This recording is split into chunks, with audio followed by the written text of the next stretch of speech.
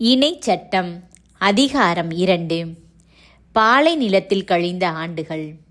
பின்னர் ஆண்டவர் எனக்கு சொல்லியபடி நாங்கள் புறப்பட்டு செங்கடல் நெடுஞ்சாலை வழியாக பாலை நிலத்தில் பயணம் செய்து பல நாள்கள் சேயீர் மலைநாட்டை சுற்றித் திரிந்தோம்.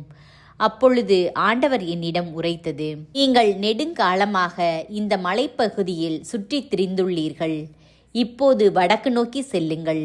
மேலும் மக்களுக்கு நீ கட்டளையிட வேண்டியது, சேயீர் வாழ் ஏசாவின் புதல்வராகிய உங்கள் சகோதரர்களுடைய எல்லையை கடக்கப் போகின்றீர்கள். அவர்கள் உங்களுக்கு அஞ்சுவார்கள். எனவே நீங்கள் எச்சரிக்கையாயிருங்கள். அவர்களோடு தகராறு செய்ய வேண்டாம். ஏனெனில் அவர்களுடைய நாட்டில் ஓரடி நிலம் கூட உங்களுக்கு கொடுக்க மாட்டேன்.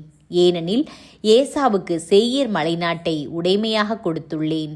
நீங்கள் அவர்களிடமிருந்து விலைக்கு உணவு வாங்கி உண்பீர்கள். அவ்வாறே நீங்கள் அவர்களிடமிருந்து விலைக்கு தண்ணீர் வாங்கி குடிப்பீர்கள்.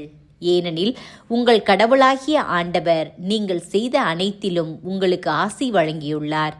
இப்பெரும் பாலைநிலம் வழியாக நீங்கள் நடந்து வந்திருப்பதை அவர் அறிவார். இந்த 40 ஆண்டுகளும் உங்கள் கடவுளாகிய ஆண்டவர் உங்களோடு இருந்துள்ளார். உங்களுக்கு எதுவுமே குறைவுபடவில்லை.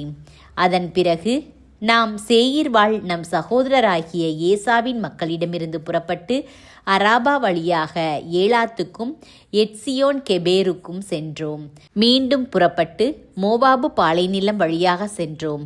அப்பொழுது ஆண்டவர் என்னிடம், நீ மோவாபை துன்புறுத்தாமலும் அவர்களோடு போரிட்டு தகராறு செய்யாமலும் இரு. ஏனெனில் அவர்களது நாட்டை உனக்கு உடைமையாக கொடுக்க மாட்டேன். மாறாக 6 பகுதிகளை லோத்தின் புதல்வருக்கு உடைமையாக கொடுத்துள்ளேன். முற்காலத்தில் ஏமியர் அங்கு குடியிருந்தனர். அம்மக்கள் ஏனாக்கியர் போன்று வலிமை மிக்கவர்கள், நெடியதாய் வளர்ந்தவர்கள், எண்ணிக்கையில் மிகுதி உடையவர்கள். அவர்கள் ஏனாக்கியர் போல் அரக்கர்கள் என கருதப்பட்டனர். மோவாபியரோ அவர்களை ஏமியர் என்று அழைக்கின்றனர். முற்காலத்தில் ஓரியர் சேயீரில் குடியிருந்தனர். ஆண்டவர் தங்களுக்கு உடைமையாக கொடுத்த நாட்டில் இஸ்ரேல் செய்தது போல் ஏசாவின் மக்களும் ஓரியரை தங்கள் முன்னின்று வெளியேற்றி அழித்து அவர்கள் இடத்தில் குடியேறினர். இப்பொழுது எழுந்து செரேது ஓடையை கடந்து செல்லுங்கள் என்றார். நாமும் செரேது ஓடையை கடந்து சென்றோம். நாம் காதேசு பர்னேயாவின் என்று புறப்பட்டு செரேது ஓடையை கடப்பதற்கு ஆன காலம் 38 ஆண்டுகள். அதற்குள் அந்த தலைமுறையின் போர்வீரர் அனைவரும் ஆண்டவர் அவர்களுக்கு ஆணையிட்டு கூறியபடியே பாளையத்தினின்று அடியோடு அழிந்தொழிந்தனர். உண்மையாகவே அவர்கள் அனைவரும் அடியோடு அழிந்தொழியும் வரை ஆண்டவரின் கை அவர்களுக்கு எதிராய் இருந்தது. மக்களுள் போர் வீரராய் இருந்த எல்லாரும் முற்றிலும் இறந்தனர். பின்னர் ஆண்டவர் என்னிடம் கூறியது, இன்று நீ ஆர் நகரை தாண்டி மோவாபின் எல்லையை கடந்து செல்வாய். அப்பொழுது அம்மோனின் புதல்வரை நெருங்கி வருவாய். நீ அவர்களை துன்புறுத்தாமலும் அவர்களோடு போரிட்டு தகராறு செய்யாமலும் இரு. ஏனெனில் அம்மோனியரின் நாட்டை உனக்கு உடைமையாக கொடுக்க மாட்டேன். மாறாக அதை லோத்தின் புதல்வருக்கு உடைமையாக கொடுத்துள்ளேன். ஏனெனில் அதுவும் அரக்கர்களின் நிலம் என கருதப்பட்டது. முற்காலத்தில் அங்கு அரக்கர்கள் குடியிருந்தனர். அம்மோனியர் அவர்களை சம்சுமியர் என்று அழைக்கின்றனர். அம்மக்கள் ஏனாக்கியர் போன்று வலிமை மிக்கவர்கள், நெடியதாய் வளர்ந்தவர்கள், எண்ணிக்கையில் மிகுந்தவர்கள். ஆனால் ஆண்டவர் அவர்களை அம்மோனியர் முன்னிலையில் அழித்தார். அம்மோனியரும் அவர்களை வெளியேற்றி தங்கள் முன்னின்று அழித்து அவர்களது இடத்தில் குடியேறினர். இது ஆண்டவர் சேயீர் வாழ் ஏசாவின் மக்களுக்கு செய்ததற்கு ஒப்பாகும். ஆண்டவர் ஓரியரை அழித்தார். ஏசாவின் மக்கள் தொடங்கி ஆசா வரை வாழ்ந்த அவ்வியரை கப்தோரில் இருந்து வந்த கப்தோரியர் அழித்து அவர்கள் இடத்தில் குடியேறினர். இப்பொழுது எழுந்து பயணமாகுங்கள். அர்னோன் ஓடையை கடந்து செல்லுங்கள்.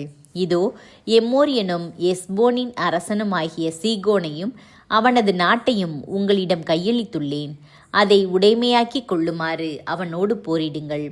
உன்னை பற்றிய திகிலும் அச்சமும் வானத்தின் கீழுள்ள எல்லா மக்களினங்கள் மீதும் உண்டாகுமாறு இன்று செய்வேன். அவர்கள் உன்னை பற்றி கேள்வியுற்று நடுங்கி உன் பொருட்டு பதைபதைப்பர். மன்னன் சீகோனை இஸ்ரேல் தோற்கடித்தல். அப்பொழுது நான் கெதேமோத்து பாலை நிலத்திலிருந்து எஸ்போனின் மன்னனாகிய சீகோனிடம் தூதரை அனுப்பி நல்லுறவு செய்தியுடன் சொன்னது, நாங்கள் உமது நாட்டின் நெடுஞ்சாலை வழியே கடந்து செல்ல அனுமதி கொடும். வளமோ இடமோ திரும்பாமல் நெடுஞ்சாலையில் மட்டும் நாங்கள் செல்வோம். நீர் எமக்கு உணவை விலைக்கு தாரும், நாங்கள் உண்போம். எமக்கு நீரை விலைக்கு தாரும், நாங்கள் பருகுவோம். நாங்கள் கால்நடையாய் கடந்து போக மட்டும் அனுமதி கொடும். சேயீர் வாழ் ஏசாவின் மக்களும் ஆர் நகர் வாழ் மோவாபியரும் எமக்கு அனுமதி கொடுத்தது போல் யோர்தானை கடந்து எங்கள் கடவுளாகிய ஆண்டவர் எங்களுக்கு கொடுக்க இருக்கிற நாட்டில் சேர்வதற்கு அனுமதி கொடும். ஆனால் எஸ்போனின் மன்னன் சீகோன் தன் நாட்டின் வழியே கடந்து செல்ல நமக்கு அனுமதி அளிக்கவில்லை. இன்றும் இருப்பது போல் அவனை உங்கள் கையில் ஒப்படைக்கும் பொருட்டு உங்கள் கடவுளாகிய ஆண்டவர் அவன் மனதை கடினப்படுத்தியிருந்தார், அவன் இதயத்தையும் கல்லாக்கியிருந்தார். அப்பொழுது ஆண்டவர் என்னிடம், இதோ சீகோனையும் அவன் நாட்டையும் உன் கையில் ஒப்படைக்கிறேன். அவனது நாட்டை உடைமையாக்கிக் கொள்ளுமாறு அதை கைப்பற்றத் தொடங்கு என்றார். சீகான் தன் மக்கள் அனைவரோடும் நம்மை எதிர்கொண்டு யாகசுவில் போரிட புறப்பட்டு வந்தான். நம் கடவுளாகிய ஆண்டவர் அவனை நம் கையில் ஒப்படைத்தார். நாம் அவனையும் அவன் புதல்வரையும் அவன் குடிமக்கள் அனைவரையும் முறியடித்தோம். அச்சமயம் அவன் நகர்கள் அனைத்தையும் கைப்பற்றி அங்கிருந்த ஆண்கள், பெண்கள், குழந்தைகள் எவரையுமே தப்பவிடாமல் அழித்தொழித்தோம். கால்நடைகளையும் நாம் பிடித்த நகர்களின் கொள்ளைப் பொருள்களையும் நமக்கென சூறையாடினோம். அர்னோன் ஓடையின் ஓரத்தில் உள்ள அரோயேரும் ஓடையை சுற்றியுள்ள நகர் தொடங்கி கிளையாது வரைக்கும் நம்மை எதிர்க்கக்கூடிய அரண்சூழ் நகர் எதுவுமே இருந்ததில்லை. நம் கடவுளாகிய ஆண்டவர் எல்லாவற்றையும் நம் கையில் ஒப்படைத்தார். ஆனால் நம் கடவுளாகிய ஆண்டவர் கட்டளையிட்ட இடங்கள் அனைத்தையும், அம்மோனியரின் நாட்டையும், யாபோக்கு ஓடை கரையிலுள்ள ஊர்களையும், மலை நாட்டு நகர்களையும் நீங்கள் அணுகவில்லை.